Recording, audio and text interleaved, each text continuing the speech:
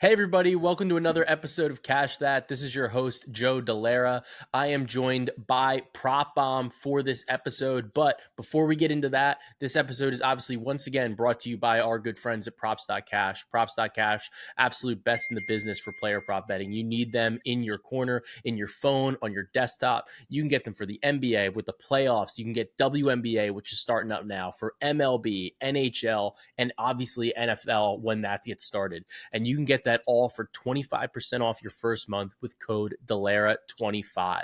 It's the best in the business. I use it every day, and you guys should too. But guys, I'm joined by Prop Bomb. It's been a minute here. It's been a minute since we've had Prop Bomb on the show, but obviously good friend to Cash That podcast. Prop Bomb, how you doing? Absolutely, yeah. I'm great to be on here, Joe. I always want to pay tribute to anytime I come on here. You were the first podcast I've ever done, so any way I can come back and help you out, I'll do it. And I'm always like behind the scenes saying, "Hey, Joe, let me get on the show." And it's a good time. I know we're always it's a good time chopping to it talk up. basketball. Yeah, we always Yeah, it's talk nice stuff. to it's nice to translate some of the text conversations, a couple phone calls to for you guys to get you can kind of get into our brains here. So Bomb and I have we talked for about like 30 seconds before we recorded. I was like, Yeah. this is the rundown, this is what we're gonna do. But we are recording within 20-30 minutes of the Mavericks Timberwolves game 1 finishing. And this is going to be like our live reaction. I thought this game was an awesome game. It felt like a battle. Like it just felt like there was a punch thrown like by each team, and it was just a matter of like who was going to get the last one in. What did you think about this game? Were you surprised that Dallas was able to win? And what do you think was your number one takeaway just watching these teams play? I thought the Mavs were going to run away with it after like the third quarter. Cat hit a lot of 3 pointers, even like from the logo. I mean, he was automatic. And Reggie Miller, like every single time he had a chance to, when Ant had the ball, it was like, "Hey guys, I think he's tired from guarding Kyrie Irving." It's And crazy. he just couldn't shut up about it. But that is true. That is something that we should take away from this game one, is that it's definitely taken a toll on him, guarding Kyrie Irving. It's going to probably tire him out towards the second half. Jaden McDaniels was terrific. Unbelievable. Yeah. They got him going. It was probably important that the role players got going, especially him in the first quarter. And another like big takeaway was the Kyle Anderson minutes. I mean, he was a complete ghost in the Denver Nuggets series, and looks like he's going to be the second line of defense if Jaden McDaniels ever gets in foul trouble on Luka Doncic. So this is definitely a series for him. I was looking to attack his PRA props in game one. Fortunately for Kyle Anderson, it was only available on 2 books. So just something to keep an eye out on. I think he's his PRA was low. It was like 5.5 or something. 5.5. Like that's 1.5 assists. Yeah, that's like, did you breathe? Did you play? Like, did you play minutes like at all? Yeah. They seriously thought he'd play like 7 minutes, but I mean, I had a feeling it was going to be like a little bit slower paced compared to like Denver, and Denver does play slow, but it was just a different game. A different game too, because I think that like one of the things that I liked looking at this matchup, Luka had 33 points. It was an interesting 33 though, because Kyrie Irving obviously started off red hot, and then he just like stopped. Like he was just like second half, just like wasn't super impactful in the game. The thing that I thought was interesting about Luka in this spot though. Yeah, like Luka really came on in like the late third quarter, and really the whole fourth quarter. But when you watch the game, they were trying to put Jaden McDaniels on him, and especially like in the fourth quarter, there were times like Luka was like, "I don't want get out of here. Like I don't want to get trapped. I don't want to get blitzed. I don't want to have a double team," because that seemed to be. I don't want to call it effective at like stopping him, but it was effective at getting the ball out of his hands. And Luka's like, well, no, I look, saw that a lot too. Yeah, and Luka's smart. Like he's like, look, if you're gonna send doubles at me, I have plenty of good shooters. Like I'll get the ball out of my hands. But at the end of the game, he's still got like that dog in him, and he's like, nah, nope, nope, nope. Get out of here with your double teams. Like I'm gonna take this guy Yeah, 1-on-1. And it was evident that as good as McDaniels is, Luka like just lowered his shoulder into him, was like, nope, yeah, get out of here. This is my court. This is my time to shine. Um, I don't know what button Minnesota is going to push now because I think still it's like the double, like trying to send doubles at him all game. Like maybe that's the best way to do it and just say somebody else beat us. But yeah. when they were doing that, Kyrie Irving was going crazy. So I think it's definitely a little bit tougher to navigate. What did you think about Luca and like what Dallas was able to do on offense? I just think it's a little bit different than what he was used to seeing in the OKC series, and that was his primary defender was Lou Dort. Now, don't get me Yeah, wrong, Lou Dort is definitely shorter than Jaden McDaniels, but what he does make up for is his toughness, his strength, yeah, his ability to like stay on Luca, even when Luca is backing down. And as great as McDaniels is, I don't think he kind of matches what Lou Dort has in that. So yeah. maybe like yeah, that kind of It's the takes a little bit size. from it. Yeah. Yeah, He has it's the the size. size. Oh, It's he has tough. the length, but I don't know if he has like the strength of Lou Yeah, Dort, like you know? Lou Dort looks like he could play like a Yeah. linebacker. Like he's a bigger dude. And like I think and that's the thing, like with in this matchup, it was so odd because McDaniels being on Luca, I was like, that seems like a concern. Luca's got like 50 pounds on him. And then even with Kyrie, like Ant wanting to guard Kyrie, it's an interesting decision because Kyrie's so fucking fast still. Like he still can move. And Yeah. it seems like that's tough for a guy like for Ant when I he's think like that really was being definitely tasked with like running the offense.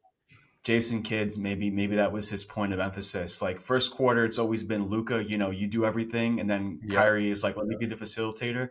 Let's maybe try to catch." Maybe that was it. Honestly, let's try to catch him off guard. Because they're probably game planning that Luca is going to be the first in charge of like taking over, and it kind of caught him off guard that Kyrie was. So maybe that's why he kind of had that quick start. Uh, you Yeah. know, I think that's a good point um, because like Kyrie played Kyrie played most of the first quarter. Luca kind of goes through his normal rotation where he starts, yeah. finishes, and then plays the majority of the second quarter. So those are all like some notable things. But we did see it was like interesting because we saw a couple like Exum minutes. We saw a couple Tim Hardaway No, Jr. definitely too. That minutes. was another Um, thing as well. Yeah.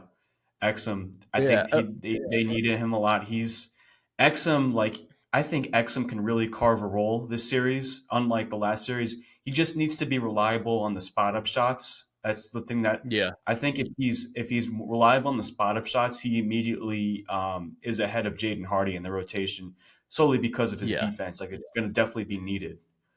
Yeah, Um, well, I mean, think about it this way too. Like Tim Hardaway Jr. played 11 minutes and was just he had a +7, he had a +7 in terms of plus minus, but I think it just really had to do with the fact that he caught a couple Luca runs basically. Like he caught him right at the beginning of the second quarter when Luca started the second quarter with a made three, and then he caught him in the beginning of the fourth quarter. So like it seems like like a little bit of like a false positive almost in a way. Um, yeah, when I'm looking at this game and like when I'm looking at the series kind of moving forward, game one to me was like it was just a bad Minnesota spot. Coming off of game seven, you have a Mavericks team that won in six, so they had a rest advantage, even though they had to mm, go travel and play on the road. that's But true. Minnesota was in a war with the reigning champs, and they were able to come out of it. But that takes a toll on you emotionally, physically, everything. Whereas the Dallas Mavericks, they were able to kind of control their series from start to finish against the Oklahoma City Thunder. Yeah. Um, looking at the way looking at what you saw today, I don't know if you had a lean on either team to win the series, to win the Western Conference. Is Mhm. it the same, or do you feel like a little bit Yeah. weaker on the position? Like what do you think No, looking at I, this I series overall? I still, even though it's really tough now that they lost a little bit of their home court advantage, I still think Timberwolves have enough depth, and I think answers, frankly enough, to come back from this. So I still Yeah. think that I think that the Wolves still advance. I could talk a little bit about more like what some things that I would have adjusted, or some things that Yeah. I wasn't like. I don't understand like the Nikhil Alexander Walker minutes. Like I was really coming. That was one of my props I took from game one in the Discord, was his over 6.5 points.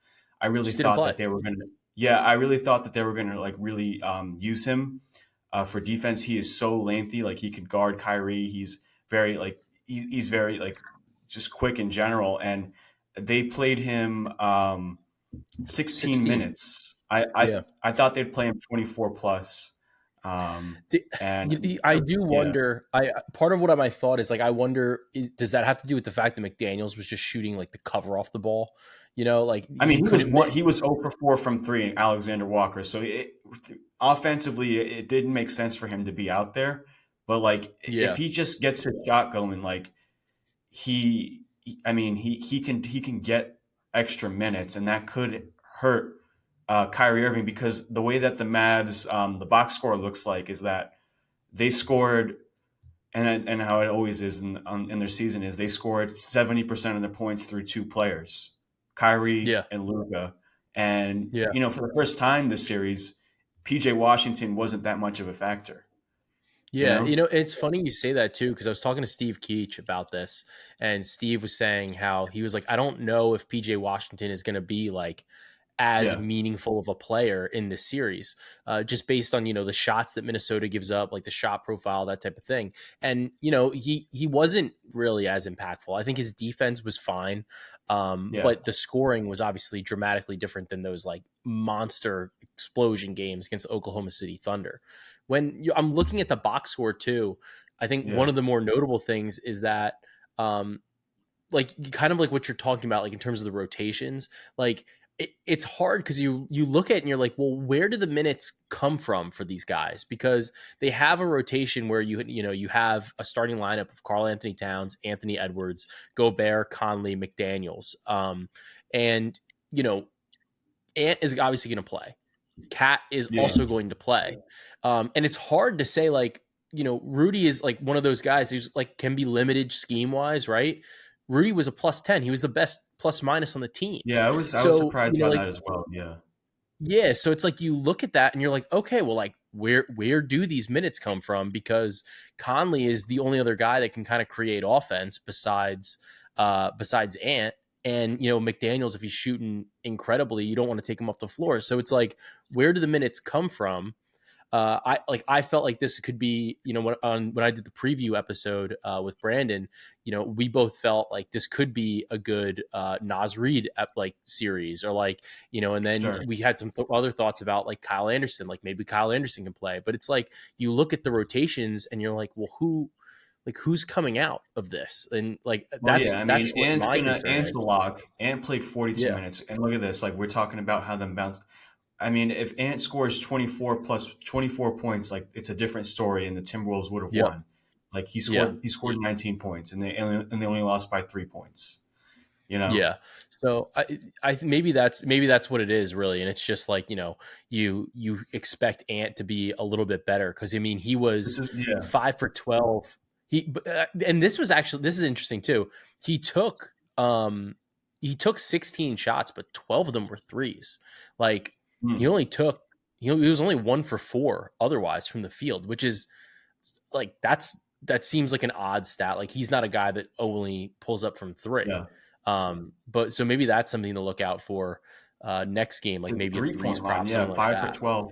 Yeah, this just goes again to the Alexander Walker minutes. Like, Ant is like a cocky. He comes off as a cocky guy, and he said, "Oh, I want to guard Kyrie Irving." But if we're being Yeah, honest, and we want him to conserve his energy to be a little bit more effective, it's got to be Nikhil Alexander Walker who does that, and not him like all the time. It should be like a 50-50 yeah. type like team effort. That's why I'm saying like I'm just so surprised that he didn't get that much run. Yeah, and I mean, I think the craziest thing is too, him and Lively are right now they're tied for the series lead in rebounds at 11. Mm, Like if you had to go and you looked at and you're like, who's going to lead the game in after game one in rebounds? I would not have had really either of them honestly, like on this list. So, yeah, uh, what? so definitely a little bit interesting. But what I wanted to do is we kind of fleshed out like some of the things from this game one, and just in terms of like it's easier for the listeners, right? Like this is for the listeners. For I want sure. to talk about before we get into a little bit of game one from Indiana and Boston and what our game two, some of our picks are, some of our angles are, I wanted to talk to you briefly about what you do differently, like in the postseason, because I think that NBA basketball, the Hmm. regular season is its own game. The playoffs are like a totally different game. What are some things that you do like a little bit differently? Because like you're getting the same matchup over and over and over again, and there's this Yeah. inclination to be like, well, this is a good matchup. Like this is a good spot for this guy. Like it hit last Hmm. game, it should continue to hit, and that can kind of become problematic because you're really like you're looking at the data is all the same. Yeah, I don't think that's a So healthy thing to do. I can think of like yeah, a good callback to that is in the 76ers Knicks series. yeah, Everyone and I kind of fell victim to it too. The Josh Hart threes, right? Like you know how it was a consistent hit rate over 1.5. yeah, All it takes is like for a scheme to be switched or one adjustment, and that angle that you have can be completely erased. It's a game of chess. Like these two teams are going to be adjusting back and forth. Like what you may see in game one and you think could be replicated in game two. It could still be the same thing, but the other team is now doing something differently that so it's yeah, just like a lot of different pieces, moving pieces. yeah. And I mean, I Yeah. feel like the best way to kind of get a grip on it is like like I hate I'm not like one of those guys it's like you got to watch the games because I think in the regular Oh, season I think there's you have only to. there's only so There's many you games you have can to. watch, right? Like you're not watching every game. In the playoffs like you almost have to because Yeah. there's so much like nuance to each and every game. Yeah. What do you find to be helpful when you're watching the games and like trying to take something from it because it's like we're fans. We like to watch the game to watch the game, but I do feel like you are picking up on some things like as the game's going on. You're like, oh, that's interesting or that's weird. Like, Yeah. how do you complement that? Again, it's like kind of like what I was saying earlier, like the whole picking up on rotations, like picking up on some I call them outliers, or just like things that you're not used to seeing, or not. Maybe not outliers, is not the right word, but like Kyle Anderson, right? Like I see Kyle Anderson game two. I think he's going to have a larger role. Books may not have caught up to it. Maybe the line's seven and a Yep. half RA. Just certain things like that. Oh, game one, and the Pacers, the Knicks series, Siakam gets in foul trouble, so X, Y happens or whatever, like a cause and effect. Next game, Siakam may not get in foul trouble, so maybe what happened last game may not be the same the next game. So we can kind of like take advantage of that the stats didn't tell the full story on. So No, it's that kind makes of like sense. picking up on things that aren't like shouldn't have happened. Like game one, Pascal Siakam grabbing 12 rebounds when his rebound line was at 7.5 or something like that. Yeah, no, and I think that that's like super notable too, because like you're looking at these games and you're trying, like you said, you're trying to make these like conclusions and you're trying to get these takeaways, and it's like sometimes you watch it and you're just like, man, I can't believe this guy had like this many Yeah, assists or this many, like it just didn't seem that way, like it didn't feel like they had their fingerprint yeah, like or like on the pulse of it, like of the game, and then there were sometimes you see things and you're like, oh, they got to stop that. Like they can't let that happen. Like yeah, this is yeah, yeah, insane. Like they like this guy got whatever he wanted.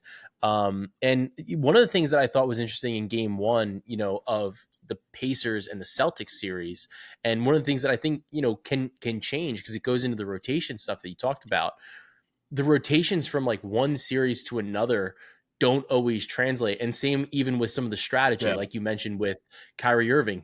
His under 4.5 first quarter points was a cash cow. It was just automatic, like last series. for sure. This series, immediately, it's a loser, right? And then like one of the things that I took away from the rotations in the Celtics Pacers game one, and it like almost screwed up my cap, was I had been on Tatum over Mm. 7.5 first quarter points, specifically Yeah. because he's playing the whole first quarter. When he checked out with like 8 minutes, he checked out like So seven, or scared, I a know. couple minutes I could ago. already tell. I was Yeah. like, "Are you kidding? Like, what's Freaking going out. on here?" So, Yeah. there's like little things like that where it doesn't always translate. Well, Luckily, he's that's what still I'm saying, cash, so though. we It's were like immediately you're used to seeing a certain thing, and then you see that, and that's good. Like yeah. that's what someone who should watch and like are trying to do playoff props is exactly what you just did. Like, okay, that doesn't seem right. Um, Yeah, yeah, because the windup exactly. is he cashed the prop, and then now and I think they bumped it to 8.5 at some point before game one. It's still at 8.5 for game two. It's not a play that I'm going to be on specifically because I'm like, this rotation's different. I don't like that anymore. Like it's changing my analysis for like how I want to tackle this market, because like if he is only going to play 10 minutes, sometimes that means because like somebody, maybe maybe somebody's taking free throws at like 9 minutes, and they're like, all right, well, Tatum, like let's go. Like, we're just gonna turn the rotation right now. So it's like the downside. I think there's even more downside to that. So that was like one of the things that I noticed in game one. When you were looking at game one of Pacers Celtics, Hmm. there were so many things that went on. Like Boston really like stole that game, and honestly, like I want to say, like it felt like to me, it felt more like Indiana lost the game. Like they had it won, and then Yeah, they just blew it. they had They it. blew it. They had it. What did you think about game one? And to me, like it felt damning for Indiana's chances moving forward to like at all. Like they had slim chances in the first place, but you can't lose a game like that where you like Yeah. have them, like you had it. Like what do you think about the series like overall, and then what did you take away, like, or what if anything you took away from game one in particular? Yeah, I mean, it's just the Celtics. It's just without Kristaps Porzingis, they're missing in a whole entire like dimension to their offense, and they are honestly very beatable without Porzingis on there. We Yeah, saw it with the Miami Heat game two, like in the Cavs game two. The teams just have to make their shots, and now they're playing a team that actually has shooters in the Pacers. Like they have guys that, unlike the Cavs or like or the Heat, so if if the shots get to the best, if the shots fall in, then that's kind of scary for the Celtics. But aside from that, yeah, definitely very costly. They fumbled the bag. They did the whole Reggie Miller choke the Pacers. But I don't know if it's like over yet. I mean, look, they're supposed to lose these games. They were what 10 point underdogs going in, maybe even 13 yeah, points, but um, they are like the Cinderella team. So I don't know if it's going to hurt them too much, but yeah. What I definitely did notice a lot, though, one of my biggest takeaways of the Celtics, Al Horford, both offensively and defensively. Talk about defensively first for Al Horford. Definitely missing Xavier Tillman out there. Game one, I think he had to leave because I think a personal. I think it was Do you know what it was? Like personal. Yeah. personal. He's um gonna. Yeah, I'm not sure. Yeah, we gotta like make sure if he's playing a game two or not, because they can't really roll anyone out there. They yeah, can't put Luke Cornett out there, so it's because they like said they yeah, said he still might not play. I'm not yeah, sure what the reasoning is, but we'll see. yeah. But to my point, like they're gonna really need Xavier Tillman out there because like you're gonna need Horford for like 38 plus minutes. Like that, I think he's gonna have like a high ceiling of playing time. Yeah, Offensively, he's great because we were just talking about it off air before coming into the podcast. Like he is, I thought he was not going to get those spot up looks because the Pacers don't really allow a lot of catch and shoot. But like there were some possessions where they were more so worried about Tatum getting inside, kind of doubling him, and Horford had those like wide open looks, and he yeah, took 12 3-pointers. Like they were just dude, it kind was of giving it awesome. to him. Granted, a lot of them came in the first half. They did look Yeah, kind of looked like they were fixing it in the second half, but defensively is the most important part. And um, it, I mean, the Pacers were targeting him every single possession. They were switching on to him.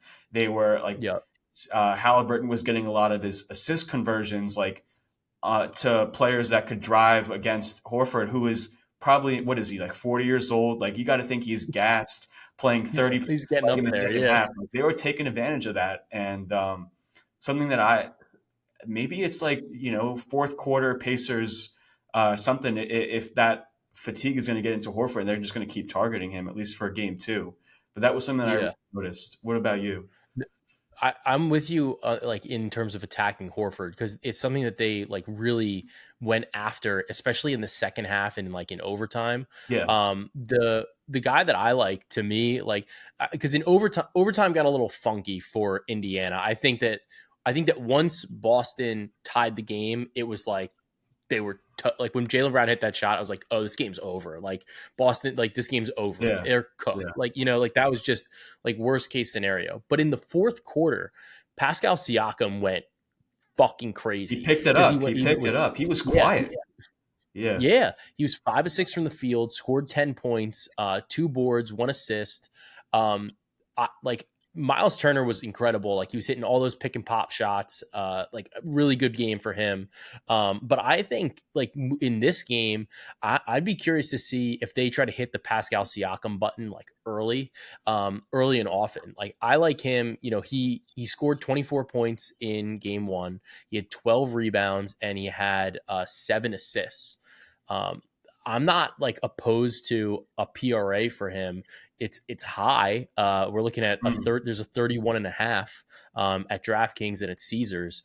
But I really don't hate that look. He had 43 PRA in game one, and to me, getting a guy like him who can go downhill and you don't like they can use Tatum on him to a degree, but it's not really like ideal. You don't want Tatum to pick up fouls. Like you don't want that scenario, right? So I think for Siakam, I don't mind a combo prop just because like I think that there's upside for not only the rebounds but also the assists and the scoring. I'm comfortable enough given the fact that he had 12. His rebounds prop is set at 8.5 here. He had 7 assists. His assist prop is set at 3.5. So I Yeah. think that there's like enough upside in some of the like the secondary stats, like the usage stats, to like rationalize getting like a 31.5 PRA here. There's some 32.5s in the market right now. Like FanDuel's got a 32.5. But that was definitely one of the things I was like, I think that was notable. And especially like he has the championship pedigree. Like I think after losing that game, he's the guy on Indiana that's got to be like, yo, let's lock in. We got to try to get game two. It's okay. And kind of come out strong, come out firing. Yeah, Siakam did they have an interesting rotation for Siakam. I'm looking I gotta highlight this website. We were talking about this again off air. It's a good This website. Yeah, this website, really really weird name, but really interesting website. It's called popcornmachine.net. Essentially, it's just like a game flow type website that you can kind of see rotations visually, like how the players checked in, checked out, in their stints when they were in, what their plus minus was.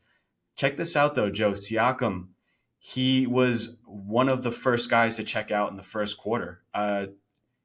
Looked like he played 6 minutes in the first quarter and didn't come back Yeah. in until like 1 minute left. Yeah. They played him 6 minutes in the first quarter. Maybe, I don't know, was that by design? But the second quarter he played 11 of the 12 minutes. But Yeah, I think that's like a normal. I think that is that's what what I think his that's like what he normally does, right? rotation is. Yeah, because his rotation that was a little low though. He played only 6 minutes. He had been playing like closer to 8.5, Mm. 9 against like the Knicks. I think the problem was, did he pick up fouls early? No, no fouls, no No fouls. fouls. It was just a weird, like a little bit of a funky rotation for him. So maybe like I would stay away from like his first quarter points set at 5.5. I might want to stay away from that for a guy like where we're seeing it's like, are they doing something Yeah. different? Like, is there a reason that we're doing this? Yeah, I like to wait So for like, yeah, 2 or 3 games until we know what an action. Maybe like game 4 or 5 is when you can kind of really see what the first quarter. Like, yeah, it's tough to like really it, like. Yeah, yeah. And it would be one thing if we saw like, all right, well, he picked up 2 early fouls, and that's why they took him out. Or if, or if he continued to play at that like 8.5, 9 minute rotation, you're like, all right, like they're doing the same thing. Like it's Yeah. okay. Like I see what they're doing. But to see it drop like that precipitously, I think is interesting.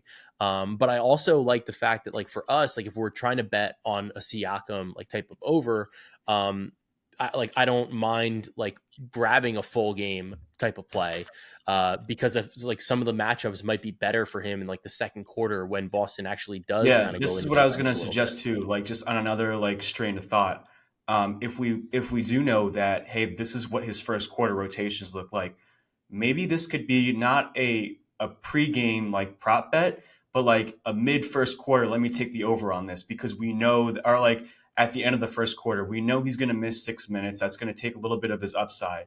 But like now that Yeah. we know he's going to play 11 minutes going forward, like you're getting it at his like lowest. You know what I mean? Yeah, that's a pretty good way to look at it too. Because I don't mind buying it now, like just in the event that like they Yeah. start off like kind of hitting it pretty early. But I Yeah. think you're right. I think that in the playoffs especially, there's some opportunity for live betting, because Yeah. like like certain guys are just they're gonna play, like they're gonna be leaned on for usage, right? Yeah. Like Luca, for example. In game one, like you saw, like really the first, he played okay, like to start the game, Or like kind of Kyrie, came, yeah, like take the yeah, live like or over after Kyrie, like halftime, you know? yeah. So it's like there's a couple different ways to kind of play it where you're just like, I don't know, like I don't think he's going to be able to sustain this, or like this isn't really his rotation. What are we kind of looking at here? Or are they changing defensive coverage like in the middle of the game? Like we see it all the Mhm. time. It's just like all of a sudden it's like you're seeing something different. So I think that's definitely like it's kind of a sharp way to look at Yeah, it. I will say with Um, Siakam too, on that note, something that I noticed why he kind of did get better. I was kind of reading a little bit of like blog articles from the Pacers that he was really being used on the top a lot as screen, like just for screening, and that would yeah. kind of open up some looks, some jump shot looks. Like he was hitting a lot of jump shots. I saw in the second half, not really like relying on that like drive game that he was going with a lot early, and I think that helped him a lot. I always say with betting on Siakam is like you just got to hope that he hits his jump shots. That's just the Yeah, I bottom know. line, you know? He's always like a little bit of like he's always a tougher player to me to like kind of gauge like exactly how well he's going to do, Yeah. just based on that. Like he's not a 3-point shooter, so like you're not going to catch up on the Yeah, they volume weren't even there. guarding him. Yeah. They were leaving It's him just open. like that's just not the scenario. When you were and one of the things that I always like to look at, like cleaning the glass, for example, right? Mhm. And one of the things that I thought was interesting in this game was, Boston they continued to take a ton of threes. Indiana came close in terms of volume to the 3 pointers there, but Indiana like took a ton of long mid range shots. They took 21% of their shots from long mid range, which is in the 99th percentile of all like teams, games, type of Mm. situations. Oh, okay. that that does seem to be like, that is a shot though that like Boston I think is comfortable giving up. So it is in that Siakam type of wheelhouse where it's like, look, man, if you can shoot, and like if you can beat us shooting a bunch of long twos, Mhm. go for it. And he led the team in shot attempts. He was 12 for 23, but at the same time, 12 for 23, not unsustainable. Like that's a totally like reasonable number for him to shoot, 12 for 23. The attempts I think are a little bit No high, free throws though. and if This is also. I mean, he doesn't really take no free that many free throws. throws, but Yeah, yeah. no free throws. And that was something actually, if you really think about it, right?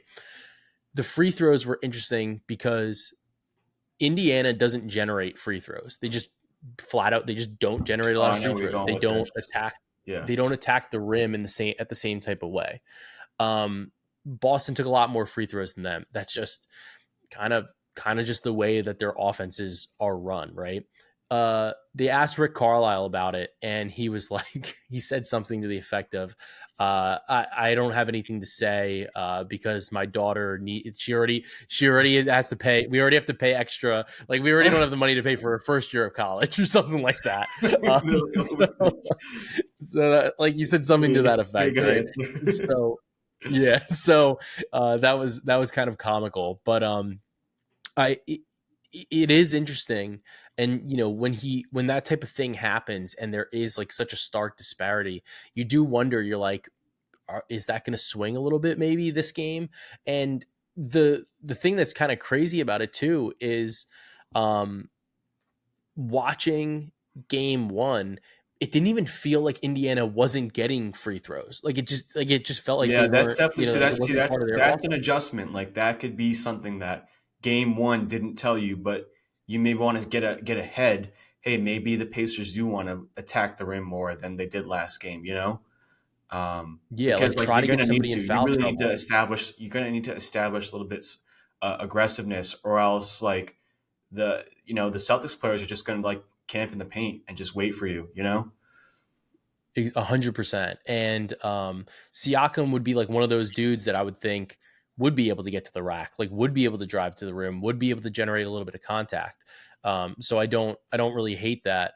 But it does, it is interesting, like looking at the game as a whole, saying, like, all right, well, if you're not going to get into these Boston guys in foul trouble, their rotations are probably going to be like kind of similar. And I know that you Mm, mentioned, I want to talk about Al Horford for a minute, because I know you mentioned, like I think he scored 9 of his points in the first half, 6 of his points in the yeah. second half. Um, his threes prop to me seems good. Like, I mean, he took an obscene amount of threes in game one.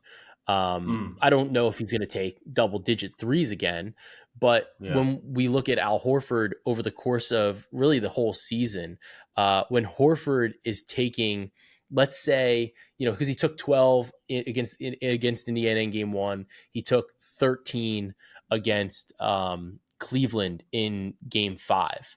When Horford takes 6 or more threes this season, he's had, well, they say his line set at 1.5 here, right? So when he's taken 6 or more threes, Mm. Oh, I'm seeing his what this hit is. rate just skyrockets. He's made 1.5 threes. His line's 1.5 threes, but it's minus like 200. So Yeah. let's not even go with that, right? The 2.5 is plus 130. He's had 3 or more threes in 14 of 18 games this season when he's taken 6 or more. So like, and I think a lot of that just has to do Yeah. with What would the you say type his of max? three His he's max is taking. so like six is like his bare minimum. And then what would you say like his max? Like 10, 11? 10, 10, 11. Yeah. Like, I mean, I guess he could get up to 12, 13, like if he's feeling it, but it does feel like to be on the high end for sure. Yeah. Well, he's doing this, the majority of these games, really all these games are without Porzingis for the most part. So that's like when he's getting this volume, that's when he's getting these looks. I don't see like a real reason necessarily why he's not going to continue to take them. And he's not like a primary offensive weapon for Boston, but at the same time, he's an outlet. He's like a release valve. So especially at that number, I'm definitely going to grab the 2.5 threes. I think that there's a limitation on the upside just based on the fact that like he's not really the guy that's going to make like 4, 5, 6 threes. Like sure, like he did against Cleveland, but Mm. to me, like I think the 3 feels like a cap. It makes me a little, I always get a little nervous about that where I'm like, well, I feel like I'm betting a guy's ceiling, even if they are continuing to hit that. Uh, what are your thoughts on that? Like, would you rather play the threes at like the plus number, or, his points line is set at 11.5, which is a number he's really only hit a couple times recently. But again, like when he's taking, say, like 6 or more threes, he's Yeah. then hitting that at a much higher clip. But Yeah. I mean, they it's were generally because definitely he's making like threes. he was definitely in the first half like Al Horford Atlanta Hawks version. Like he was Yeah, I It's mean, awesome. he wasn't just a spot up player, and it was pissing me off because I was on his under, and I learned the hard way that was the wrong play. Um, but Oh, so I'm like pouring salt in the wound here. yeah, full transparency, of course. But I mean, they were like involving him in post up actions a lot. Like it wasn't just like threes. I mean, he was getting and ones. He was getting to the line. So maybe the points would be kind of how I go. I don't know if you could do 1.5, maybe 2.5 is what I would do, like for the threes. Just Yeah. just to like stay on the same Celtics players. Drew Holiday had 28 points. Yes. Is A that something wild that game for is him. that something that you think is sustainable? Is that something that you think was by design? What's your thoughts on that, Joe? That like it really threw me off, honestly. His volume was up. He took 16 field Yeah, goals. He had 16 attempts. He's really not had nearly as many attempts as that like over the course of the season. He's averaging yeah, 9.9. He's only had what is it, double digit attempts in not yeah, really a ton of games this season. So that was the only thing I'm a little more skeptical about seeing whether or not that's replicable for him, especially because they have so many other guys, and it felt like Tatum he put up another like a big number. What do you have, 36 points? But it didn't feel like he was really into the offense as much, and Drew Holiday was used a little bit more as like a stabilizing type of force. And as for, like Derek White, like kind of had like a little bit slower game for him. He still only had 15 points. Um, I think it's possible Drew Holiday can replicate it. His points yeah, line is what, at 14 and a half, 13 and a half. I don't hate it. He performed really well in the last series too against Cleveland, and it just kind of feels like one of those series where he's going to be maybe able to take like Tyrese Halliburton to school a little bit, mhm, because like at the end of the like in overtime when Halliburton had that one turnover where he just like he just, I don't know what happened. He just like stopped dribbling the ball. yeah, But it was like Drew Holiday was just all over him. Um, maybe that's a thing. And the only other thing that I would say about it is though, is Drew, like, he was really good in the first half, but in the second half he put up 18 points, which was like, I was like, that's a number, like that's a big number, okay. for him to score in the second half. So I think the 13 and a half is fair. I don't know if I really have like a great lean on it. I don't what are your thoughts on Drew? Yeah, I mean, it just comes down to like the Celtics are really tightening up their rotation. Not only missing Porzingis, Hauser seems to have a diminishing role on the team. So I think shots are going to have to be absorbed just with the tighter type of rotation that they have. I was also Yeah. surprised that they didn't really run out Pritchard that much. He wasn't that involved. Pritchard seems to be like the guy that they go to towards the end of end of the first, beginning of the second quarter. He kind of gets He like a did all little right, it yeah. seemed. But aside from that, it's really like four players: Tatum, Brown, and then Derek White, who I was just surprised that the volume wasn't that there. Maybe it was like the spot up looks. So okay, so that's the thing. Actually, the spot up looks were a little bit more contested with him, as far as compared to as it was with Horford. I just think they didn't really Yeah. care to defend Horford than care to defend Derek White in the perimeter. So when you shut down that Yeah. kind of like outlet of There's only scoring, so much you can do. yeah, Yeah. someone has to kind of like make up for it, and maybe that's kind of where Drew Holiday made up for it. Granted, also too with Drew Holiday, I noticed a lot of times he was on Miles Turner defending him and the center Yeah. spot, and he had a lot of putbacks. Like I saw, he had 7 rebounds. Maybe the Yeah. rebounds could be another angle. It just I don't know what that is. I could tell you in a sec. Five and a His half rebounds rebounds. He had line, 7 last game. yeah, and he had, let's see how many chances he had. He had 14 chances. Yeah, 14 So chances. it's pretty. That's definitely notable. And even his assists, he had 8 assists on 13 potentials. I think for me, I think the point that you're kind of raising about Drew is interesting because you're basically saying I think that his rotation's a little bit longer. I feel like he's playing a little bit more. Um, like to me, like whenever I see like those with like a usage stat, Yeah. I like the rebounds and assists. So we're Mm. looking at Drew. Okay. His rebounds and assist line is at 10.5. He had 15 last game. If we actually look back, obviously some of these numbers are a little bit different because it's with Milwaukee. But he's actually had in his last 10 games head to head against Indiana, he's had over 10.5 in 8 of them, and he's averaging 13.4 rebounds and assists. So Mm. a couple of those are like bigger spikes. Realistically, back when he was with Milwaukee last season, Yeah. he had a couple games at like 18. But even this year, if we look at it, he had 11, 9, 11, 12, 9, 15. So I don't really mind that.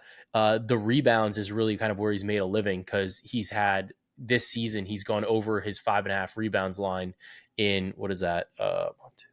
5 of 6 games so far against of this season rather. So that's definitely one of the other things that I noticed. Give me one second. I have one more thing though. All right, slight technical difficulties there, but we were talking a little bit off air in between, scheming for you guys, obviously. But Prop Bomb had a Derek White angle that he kind of wanted to touch on for this game. So with Derek White, game one, this was more so of a lean for me. Like we always talk, like you never want to go all in just without seeing the footage. So I was like, okay, let me see if this like logic makes sense, and it actually happened. Um, how the way I see it with the Pacers is that they're kind of filtering the points inside the paint. They're filtering the points to Jaylen Brown to Jason Tatum, and they're kind of shutting down Derek White, who was kind of talking about a little bit earlier, what they were like carrying to defend him. And also they're playing a lot faster to the Pacers, and I think they need another guy that kind of creates the offensive play makes to kind of handle that pace uptick. And Derek White has been that guy as far as passing. Last game he had eight. Hold on, he had 8 assists. Yeah, he had 9 assists last game. Derek White had 9 assists last game. The game before that, where he played the Pacers without Porzingis, he also had, I think, 8 or 9 assists. The line's 4.5 assists. I think it's still in effect. I think it's still factoring in the Miami Heat series where like he Yeah. didn't get that in any of the games. So it's just a hit rate thing. That's kind of why it hasn't caught up yet. Um, a lot of his assists are coming to 2 pointers. They're not coming to 3 pointers, and a lot of Jaylen Brown's kind of getting to his way there.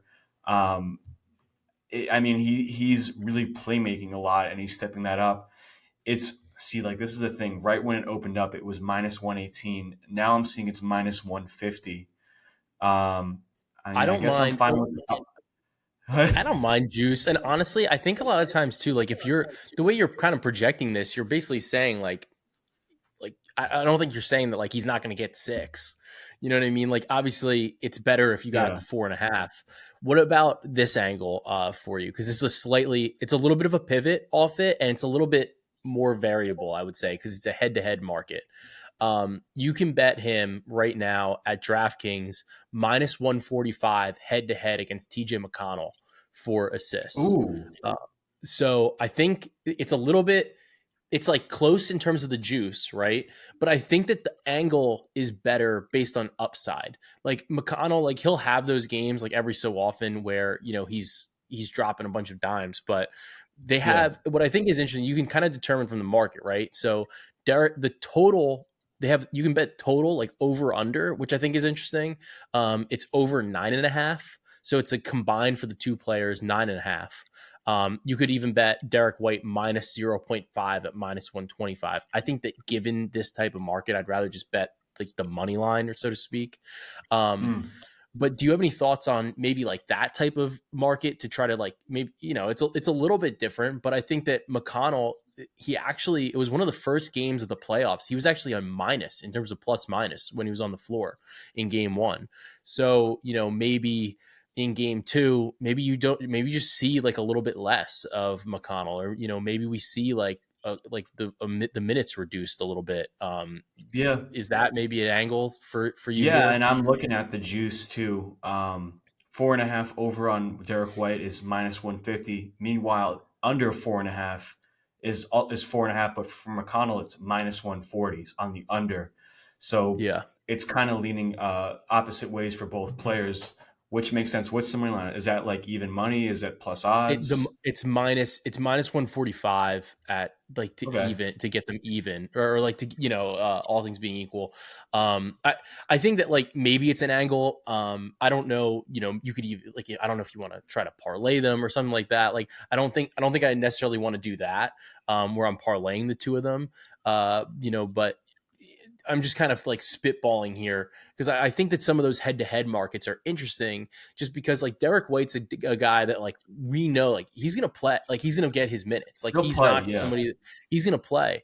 Whereas McConnell, actually, if we look at game one, he had 4 assists but only had 5 potentials, as opposed to Derek Mhm. White, who had 9 assists on 12 potentials. So that's definitely something that, to me, That could be stands more out. value. A little bit, of course, though it's not ideal that it's like minus 165, but Yeah. um, that actually could be more of an edge. Those are fun ones for sure. The head to heads. Appreciate you for bringing that up for sure. I think the Yeah. listeners will appreciate that too.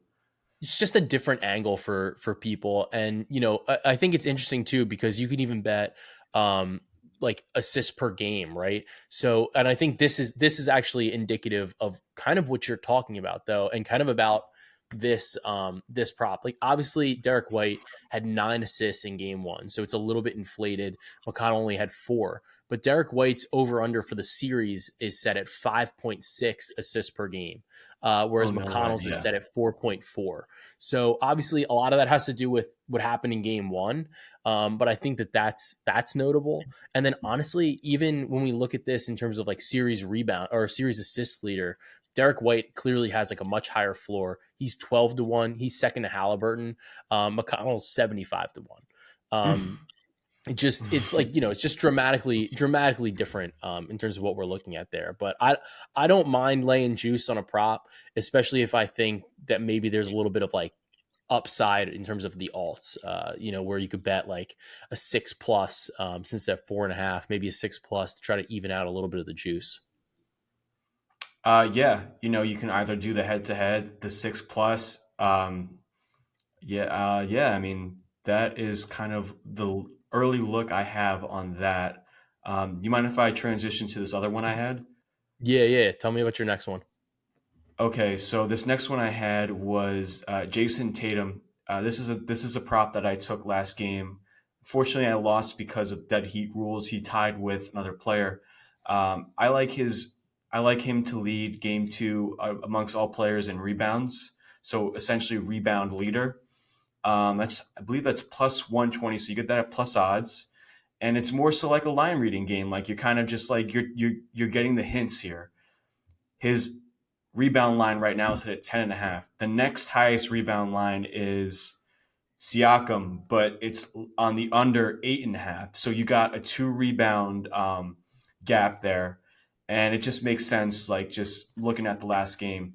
Tatum had 12 rebounds, Siakam had 12 rebounds, but the game was like really close. I mean, Yeah. I And think that the yeah, yeah. I just think that they're gonna be some there's gonna be some regression from the Pacers, which will help Tatum grab more rebounds in the second half. And I also think that the Celtics shot pretty poor, but will shoot a little bit better, especially being at home, which will hurt Pascal Siakam. So that's why yeah, I'm I, liking the rebound on that.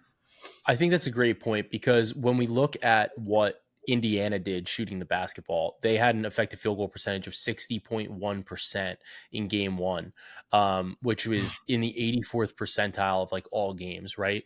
Boston 55.6. That's not like insane for them, right?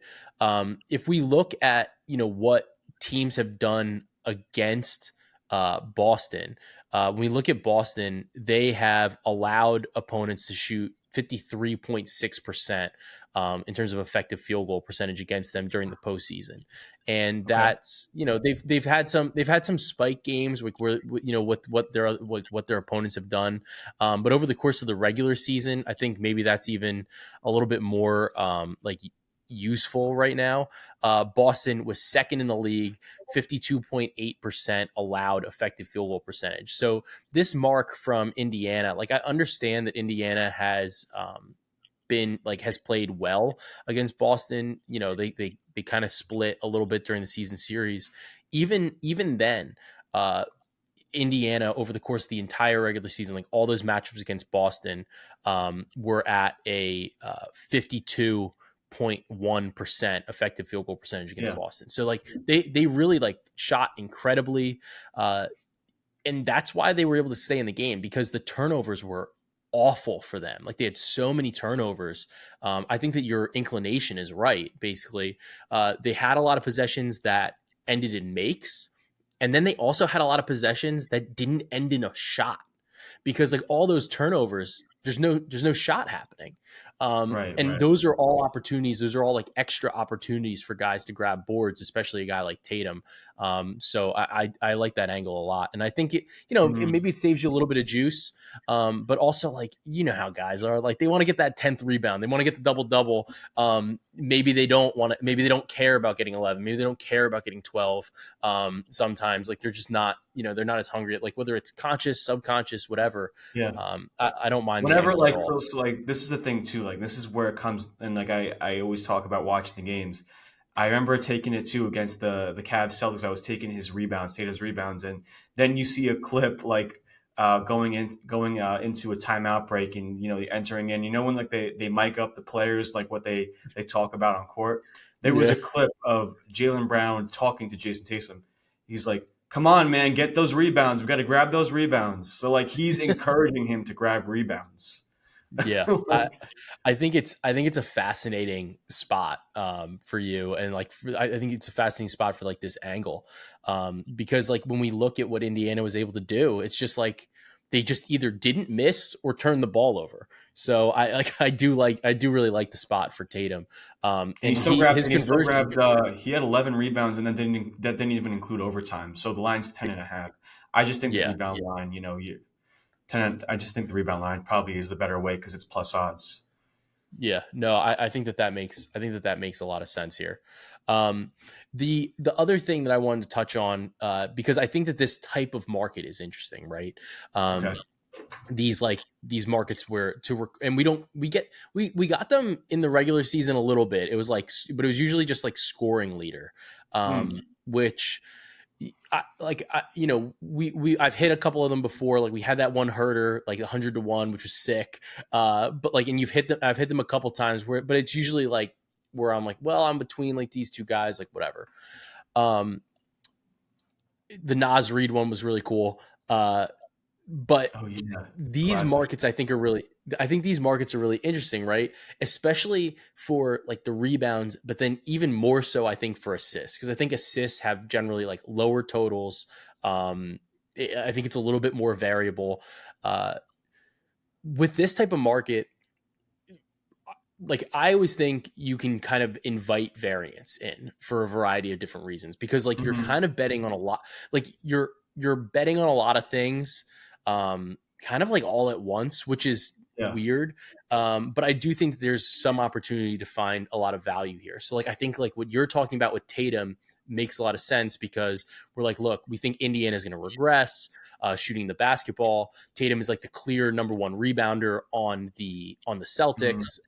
It's a way to maybe get his rebounds prop at like a discount, like whatever.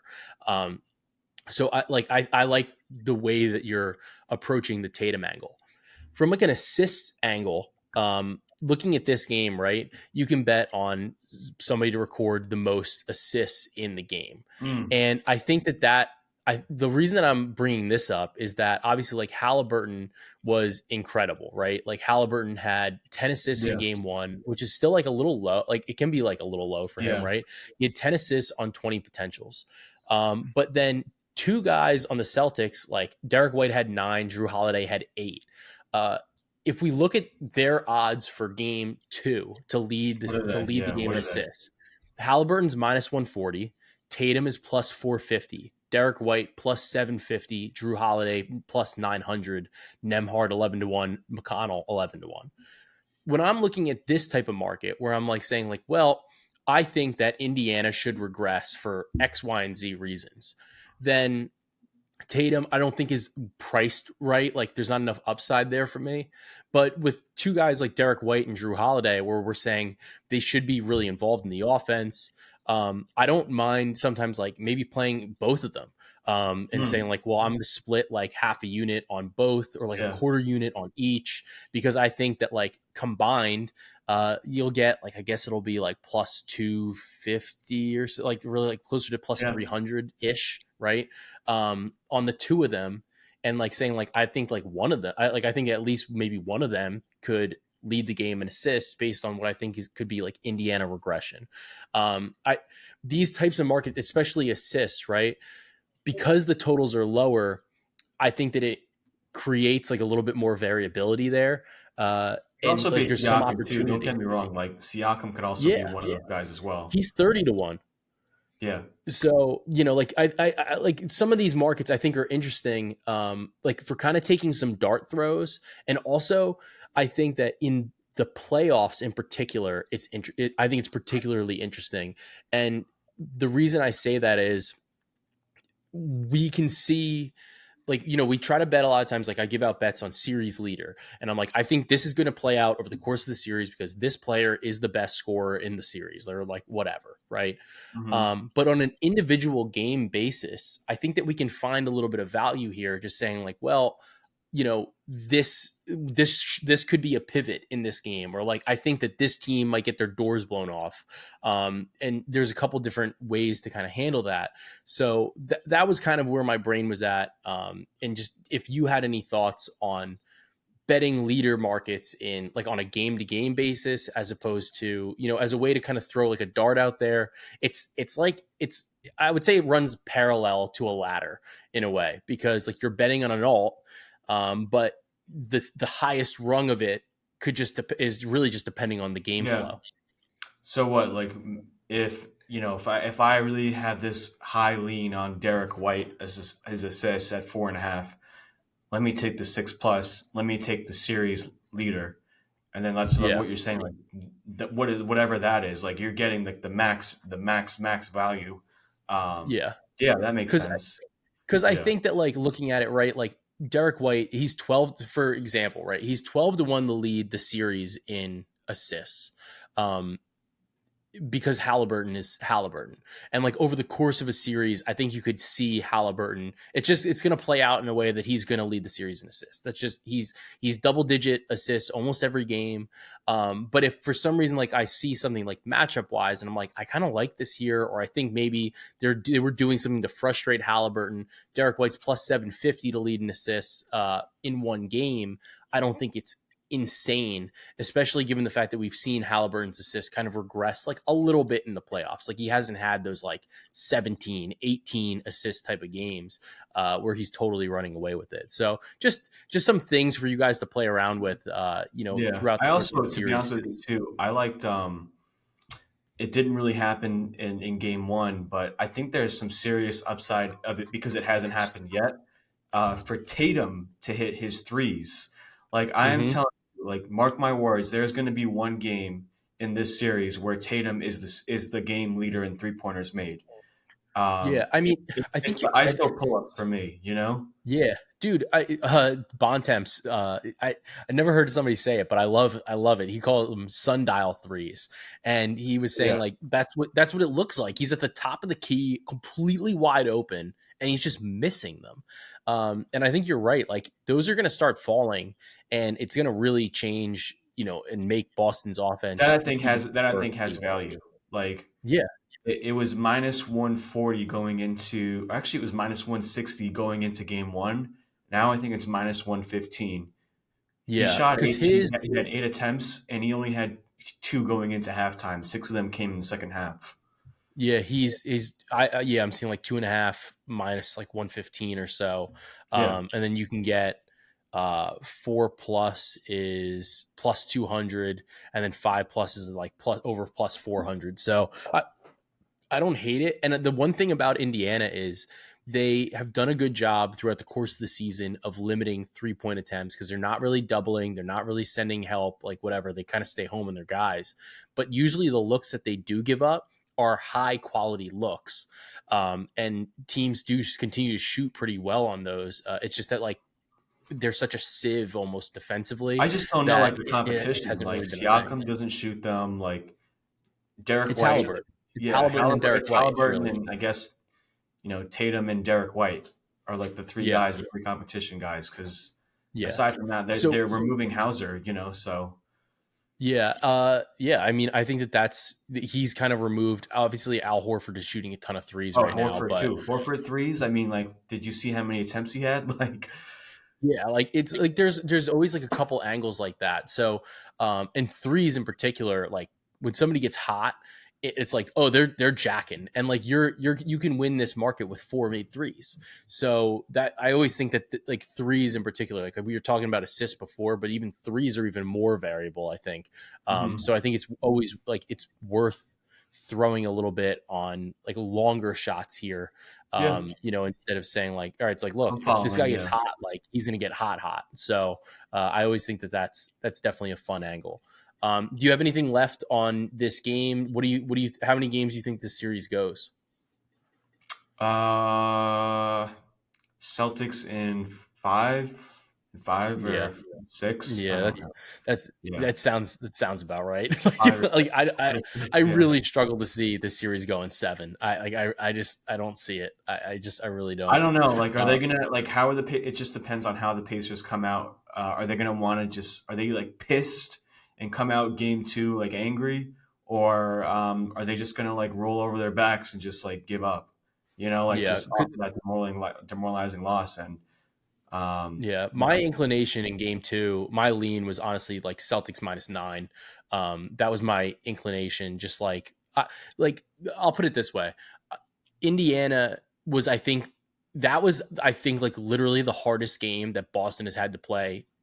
Period in the last like month, because I understand that like Cleveland they won a game, Miami wins a game, like and those things just kind of happen. And Miami's was just purely shooting variance. Like Spolstra just turned the crank on the variance machine like all the way up to 99 and was like literally shoot a million threes. And like it, like you're a Heat fan, you know what he did that. And that's then wild. Watching. yeah, and then even the Cavs they kind of did the same thing. So That's what I was saying though. this Like Pacers do have the shooters though. Like the they shooter can do it. compared to like the other two teams, like it does make a Yeah, little bit of sense. yeah. Um, But it just feels like unless they're going to do it consistently, and like it felt like if they were, because game 1 was that like they turned the ball over too many times, and I think that's kind of what sunk them. But game 1 was one of those games that you turn the variance up, you're making all these shots, you got to win it, and then they didn't. That's a little bit of a concern for me there. But yeah, I I think it did just want to. comes down to like the Pacers, like the pace right now without Porzingis. I mean, it's essentially who's going to be the third guy for the Celtics that steps up. Is it Horford? Is it Derek White? Or is it Holiday? Like if they shut Yeah, down Derek White, then you could always then we've seen Drew Holiday able to step up. Also without Horford. With the Celtics, it's an easy switch. It's an easy adjustment. Just run them off the 3-point line. Like yeah, it's simply yeah, simple as is. So that's yeah. why It's like come I attack us think in the the paint, and Celtics, we'll call it a day. yeah, No, Celtics have the I think easier that's time with the adjustments. yeah, I think that's a good point.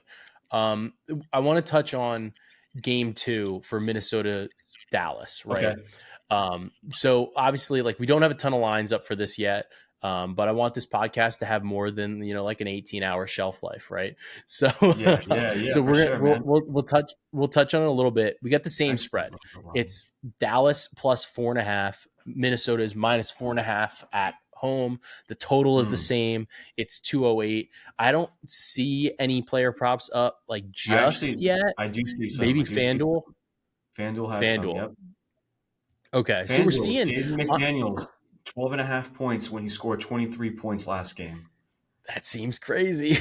He's going to shoot him and that's a shot I Yeah. think that Dallas is going to let him take, right? So you can get for him his threes line is 1.5. Oh my That God. Wow. that's enticing.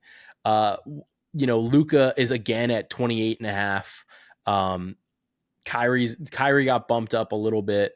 Uh, let's see, from a rebounds perspective, they dropped Gobert down to 11 and a half now after whatever he did in game one. Yeah, I And like. You know what I like? I like Ant Edwards' assists. I the noticed five and a half. a lot of the time. Yeah, that was another one of my leans I liked. Like the Derek White going into game one was also Ant's assists, 5.5. Yeah, a lot of the times they were trapping him. Yeah. And in the second half, like he was just kind of being a little bit passive, letting Cat and McDaniels do some of the work. So I like the over 5.5 assists. That's a good one. Yeah, I was looking at, Luca. Luca had 8 assists.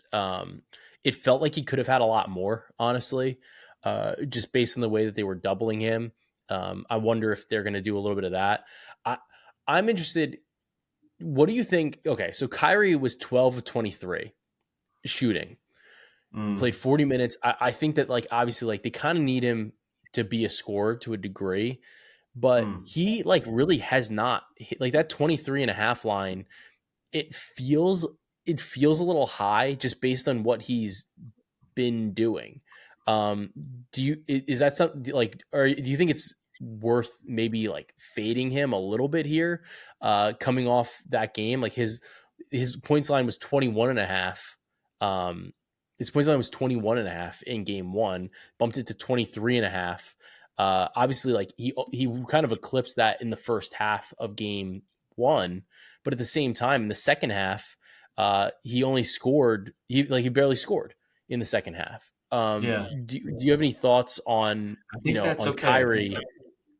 I think that's an all right line. I think the game plan Timberwolves are probably going to keep riding with is just let the two players combine all the points and then just shut down all the other options. Because like Yeah, because if like PJ isn't scoring that much, like some of those, it's like the math equation. Like if it's this is being taken away, where is that going to be going towards instead? And Kyrie is kind yeah. of like picking up. I mean, what was his usage rate though? Because that's kind of what I'm kind of. Let's see what Let me see can. if I can pull. Let me see if it's up yet or not. Because I didn't see it up yet. Let's see if Clean the Glass updated it yet. They didn't update it Yeah, he yet. had a 30.7% usage rate last game yesterday. Yeah. So I mean, that's not insane for him. Like that's not unreasonable. Um, 12 I for don't 23 though, but okay, let's see. In the first half, 12 for 23, but in the first half is what you're saying. 11. like. Oh, whoa. So you're saying he had only one field goal made in the second half? I didn't even That's what realize. I'm saying. So like I don't know, like from my perspective, like looking at this, I'm like, okay, uh like like I don't like like, and like I haven't gotten to rewatch the game. I know you haven't gotten to rewatch the game. Um He went 1 for 9 in the he second half though, you know? he was going crazy in the first half and then just fell apart. Like there was nothing in the second half. So that's why I'm like, is this 23? Like I get that he finished with 30. He was 6 of 6 from the free throw line. He doesn't miss his free throws. Like that's just something Okay. Kyrie does. Um, what are our thoughts here? Like to me, the 21 and a half, it seemed a little low. At the same time, we look at what he did in the second half here, and it's like, all right, like I get that he scored 30, but the most recent like taste in my mouth for like, or taste in your mouth for like lack of a better word is just like he didn't perform, he didn't show up in the second half. And 23 and a half is a line. If we're looking at the playoffs here, uh he's only hit that in 4 of 13 playoff games at 23 and a half. Game one against the Clippers, game four against the Clippers. I guess this is game. Yeah, well, a Uh, little bit different though. I it mean, was all. It was really all against the Clippers. He didn't hit it ever against Oklahoma City. I know it's matchup like yeah, based a little it's all bit. matched at the end of the day. I mean, I think you can kind of throw away the Thunder footage, like they're defending him differently. I think it's more so Yeah. like straight up defense rather than like zone, kind of like Yes. deep zone defense on Kyrie and give up the corner three. Um, yeah, like I said, I just saw he went 1 for 9 in the second half. Maybe there was a little bit more upside, and he could have finished with 34 points instead of 30. Uh, Yeah. as just like another alternative viewpoint. And then let me see. Yeah, I It feel like just that. it just seems like it just seems a little odd. Um, I feel like it's a Like it fair just line. I feel like it's a fair yeah. line. I feel like people are going to look into the last game and blindly bet the over, but then Yeah, that was not see the full story, like what you just pointed out. yeah, and There that was definitely kind of where was I'm adjustments. Yeah, coming from. Cuz I'm like looking at it, I'm like we talked about this a little bit like at the beginning of the show, and we talked about how it's like you see these lines, you see these props they're put out, and it's like you see it like every game, and it's like, all right, this is the same line. Like Luca's prop is the exact same prop. It's yeah, 28 and a half, like almost identical juice, and they're just like, this is the prop again. Kyrie's changed, and 20 and a half. sometimes like it changed from like 20 and a half, 21 and a half to 23 and a half, which is like a fairly significant jump, like in terms of like percentage, whatever. Sometimes like to me it's like, all right, like this guy had a great game. Is this an opportunity now to maybe try to fade him, or is this the books adjusting properly? And it's like, maybe it's not an under, but it's definitely maybe more of a stay away here, because like Yeah, I this don't could want to touch be this right this now. is probably a stay away. I don't think this is an under. I also don't think this is an over. I think this is Yeah. let's just wait.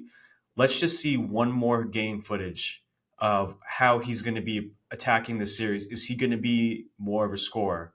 And maybe we may miss out on like a lower line that we could have gotten in game two going into game three, but at least we have more clarity, you know? Yeah, because I think that like sometimes, especially because of what happened in the second half, there's certain times where I'm like, Yeah. nope, not touching it. Like I don't want any part of that. It's a Yeah. little bit too. It makes me a little bit too nervous.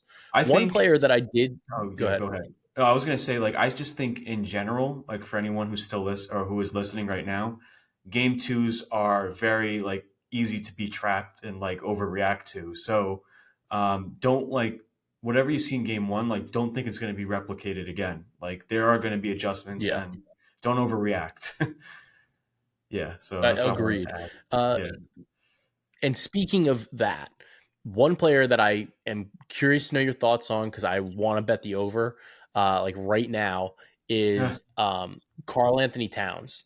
19 and a half points was his game one line. And right now we're looking at Cat is his points line is set at 19 and a half once again. 16 points in game one. Was not a good shooting performance for Cat. He Cat couldn't get into was the paint. Yeah, he man. could he really struggled, but he was 6 of 20. He took 20 shots, which is a lot. That's a lot of shots, even for Cat. He averages about 15 shots a game, over the course of his last like 10ish games over the course of the playoffs or so. For him, actually, I'll pull it for the playoffs. He is averaging 13.8 field goal attempts. He's had some low some low games against Phoenix, a low game against Denver, but 20 is actually the most he's taken in any game during the postseason.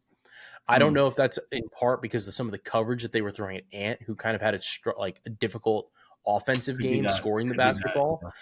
But I could definitely see that happening again, given the fact that Cat struggled, Ant struggled, and like basically, Dallas is gonna say, make your shots. Otherwise, we're not going to change the scheme. So 19 and a half points for me for Cat, like dude literally has to score 1 point per shot attempt if he's going to take 20. And he's such a good shooter. He was 2 of 9 from three, and a lot of the looks were relatively open. I think the line's a little low at 19 and a half, What's his three given the pointers line? volume Because in that game was one. yeah, He was no. 2 for 9. 2 for 9. Is his three pointers line like 2.5 or 1.5? Um, I'll tell you. I'm on board with you on Towns the over, to be honest with you, because It's yeah, 1.5 minus 180. So they were I mean for the first time this is the thing, right? Like the first time in the playoffs, Ant is driving in a rim protection that's actually good. Like last yeah, series, Jokic really didn't care so much about him. I mean, he had Aaron Gordon chasing him. Series before that, Nurkic, he's all right, better. But then you have Lively and Gafford. You saw what they were doing who are with like shot SGA. blockers. Yeah. Yeah, And Derek Oh, Jones Jr. is pretty solid defensively too. So, I think because I bet on Karl Anthony Towns to win MVP, Western yeah. Conference Finals MVP. It was 20-1 before Game 1. I probably should have waited because I liked Dallas in Game 1. So if you didn't get it, I really don't mind betting it again, to be honest with you, because you're going to get a better number just based on the fact that they lost Game 1. Even though that was kind of an anticipated outcome given some of the Game 7 trends, stuff like that. But I think that this is a good spot for Cat. Like I think that he's the guy I think the on PA could be Minnesota. solid. Did you, Joe? Did you see in the game twice? They gave Cat the ball like inside the paint, and he did an alley oop to Gobert. Did you notice that? Yeah, that was nice. Actually, that was nice, and that was all he had. He only had 2 assists in this game, and Oh, I think oh, they were maybe he both to had more. Gobert. I was So thinking maybe more. I think that was really all he got. So that was kind of why I was like, I just generally leaned that way. He only had 7 rebounds as well. His rebounds prop is at 8.5. Um, to me, like I just think the points is kind of the way to go at 19.5. It's a number he can definitely hit. And I just think that the volume was insane in Game 1. And given the fact that he didn't convert, like it actually makes me like it more because I'm like, I think that we should see that replicated again in Game 2. Yeah, I'm with you. I'm with you. I'm gonna keep that. I think I'm gonna keep that in the back of my head for sure. I want to wait and yeah, I want to wait and see. My thing is that I like to see like the shot dashboard. It's not out Yeah. yet, but on NBA.com you can see exactly like where the shots are being taken, and like if it's just like misses where or like shots that he should have made, that normally helps my decision too. I also just to remind the viewers, Kyle Anderson's PRA is something that I'm also looking into as well. Oh He yeah. seems to Great. really seems to have a role in this series, and especially like kind of playmaking too. You know, he was kind of taking the So ball out of Edwards' hands, like dribbling up the ball a lot in Conley's absence. and I think they needed that, right? So Kyle Anderson played 17 minutes. He had 11 points, 2 boards, 2 assists. Was 1 of 3 from 3. I saw a tweet. It was so funny. It said that Kyle Anderson's shot looks like it's waiting for 2-factor authentication, and I was cracking up because he's just so slow. But I think that you're right, right? So that's 15 PRA. What's I your have a feeling it's probably going to be what's like 6.5 next game. It's Yeah, seven I and a would say half. what's your cutoff point? Like where do you think that it doesn't have any value? Like not as soon as you like if you hit a double digit, like 10.5, Yeah, I don't think it'll be 10.5. I think it'll probably be it would be eight and a half. crazy reaction. Yeah, I think it would be Yeah, too 10.5 much. is 9.5 would probably 9.5 would be my cutoff point. 9.5, yeah. Okay. Yeah, I think that that's fair. I think that the matchup looks like okay for him, and I think that even defensively, like his minutes on Luca aren't bad, just because he's bigger. Like he's a bigger body, and Yeah. Luca's not like a fast dude. So a guy named Slow Mo isn't necessarily like the worst kind of option to cover him. So do you have any final thoughts on Dallas, Minnesota before I obviously ask you for a pods and Rex for before we get you out Oh of my here? God, I didn't come into this thinking about a pot of rack. No, no, no, yeah. I hope that the Timberwolves come back. I honestly, my initial gut is to take the Timberwolves spread for game two. I think they're going to come back with answers. I'm hoping that Nikhil Alexander Walker gets a little bit more run. I really was shocked that he didn't. I think he just needs to hit his shots and he'll get more, and it'll be so helpful. Um, and yeah, I want to wait and see what's going on with Kyrie. I want to see if that's for real or not. He's a scorer. And then for Celtics Pacers, yeah.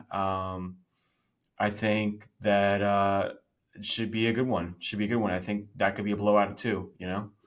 Yeah, I'm excited to see. I'm excited to see both of these games. I honestly like. I selfishly, as like an NBA lover, and like I'm sure you are too, obviously. But like I selfishly kind of want these series to go 7 games, just so I get more opportunities to watch some of these teams play, watch some of these players play. But we'll just kind of have to see how it shakes out because Game Sevens are a lot of fun. But it's really interesting to just see like how the series develop and all the nuance that's there. So actually, you guys that obviously follow my written work. I'm going to be covering the rest of the Timberwolves Mavericks series for Action moving forward. I'm going to be writing every game guide from here on out. There you go. So I'll be we're going to get reading a every little bit one of of them. yeah. So we got a little bit. I kind of got to pick your brain a little bit to help me write my guide for game 2, because I'm going to get to kind of talk about some of these angles that we talked about on the podcast and kind of flesh them out with a little bit more data, which is nice. So. Obviously, this takes us to pods and recs. I know that I'm hitting you like a Go little bit first. off Go the first. cuff, but I'm certain that you have something that's interesting. I'll give you a couple minutes to think about it though, because I'm gonna give my recommendation. Okay. I've been on like this London broil kick. I don't know what it is about it, but like I've been loving buying London broil, and I this isn't an ad either, and I think I've talked about this before, but I have this thing called the Meter, and my brother-in-law got it for me. It's actually the Meter Plus, and it's a Bluetooth. It's like a wireless meat thermometer, and it's really nice because you obviously you can put it in the meat, and it links with your phone. There's an app for your phone, and you can say like what you're cooking, what the meat is, like whether it's like beef, chicken, lamb, whatever, pork. You can say what cut it is. So you can go to like London broil, you go to filet, you go to ribeye, like whatever, because obviously they all have slightly different fat contents, and that changes the way that it cooks. And you set the temperature that you even want it cooked on to the degree. So it's not just like rare, medium, whatever. You can actually say like, oh, I want it like, it's like I like medium rare, but sometimes it's just like a little bit, or like I like rare, but sometimes it's a little bit too under. You can go a little bit over. You can go in between medium, or Good. you Yeah. can go in between rare and medium rare. It's awesome. I really like it. And the reason I say this is that it ties in really well with London broil, because I think that London broil is kind of one of those cuts. And I've been splurging. And when I say splurging, I'm not really splurging, but like I like the oyster cut a little bit better. So I found out the oyster cut is a piece of the London broil, and they actually take it like it's closer. It's like off of the hip bone of the cow. You guys are learning a lot here. I'm giving you plenty of time to think of yours. So the reason I like this, it's got a little bit more of like intermuscular fat, and that helps keep it tender, whatever. But when you have the Meter, the thing that's helpful here is that you can actually cook it to the right temperature, because London broil is kind of one of those cuts. You don't want it well done. It gets too chewy. It's not really any good anymore. And obviously, I'm not going to get into the well done thing. I feel like, whatever, you eat your meat however you like it. But that particular cut, I think, gets a little bit too chewy. So with the meat thermometer, I'm able to really nail it down and get it exactly right. So had a fantastic London broil tonight, and I hope I'm gonna have some leftovers tomorrow. Maybe I'll do it with little eggs or something, or throw it on a sandwich for lunch. And I think that it's a great cut of meat. It's not super expensive, not breaking the bank. I think that you guys will be able to enjoy it. So that'll leave you to yours here. No, I mean, I'm not really more. I'm not like the best like cook myself. I just do like the meal prep stuff. I just order Fair meal enough. prep and I just like pop it in the oven and do 2 minutes. I guess I'll do one. I've been going to the gym a lot lately. After my workouts, regardless of like what kind of area I'm hitting, I've been loving to doing the stair machines. The stair machines, like Oh, to you dog. I like them. I like doing them. I think that has a lot of benefits. I think like if you're targeting your biceps or you're targeting like your triceps and you do a stair machine, like it kind of like focuses like the tension on like a different muscle. This way, like you're not like leaving the gym sore in your triceps. I think it's good just for like your glutes. This is like on top of my head stuff, and cardio and like losing weight. I kind of been doing it for like 15 minutes. I like run a podcast like while I'm doing it, or like Yeah. just something just to keep me going. And I think it's like a Dude, nice way to cool down. Nice little dude, you incline don't type thing. you don't have to sell me on a stair machine. I love the stair machine when I get the opportunity to go to the gym these days. With the new, it's a little rough. It's a little rough lately, but I got my setup over here, so I'm able to do some stuff. But look, the nice thing about the stair machine is that like you're always going up the rung, and Yeah, one of yeah. the ways that you can find out like the best ways to go up the rung and the best ways to climb the ladder, or so to speak, is if you have a tool like props.cash at Love your it. There disposal. you go. Props.cash, one of the is the best prop tool in the market. You can get it for 25% off with code Delara25. Again, it's got the NBA, WNBA, MLB, NHL. It's got every sport that you can imagine with all of their stats and even some of their projections as well. And like I said, you can get that for 25% off your first month with code Delara25. So Prop Bomb, it was a pleasure having you on. We'll have to get you back again soon for sure. maybe for the NBA Finals. NBA it was Finals, a blast. NBA drafts. We could even do Olympic stuff like Olympic basketball. Oh, well, we're down for Olympics. We're down for Olympics. So it's going to be a blast. And it's a pleasure having you on as always. Let's continue. Let's continue. Yeah.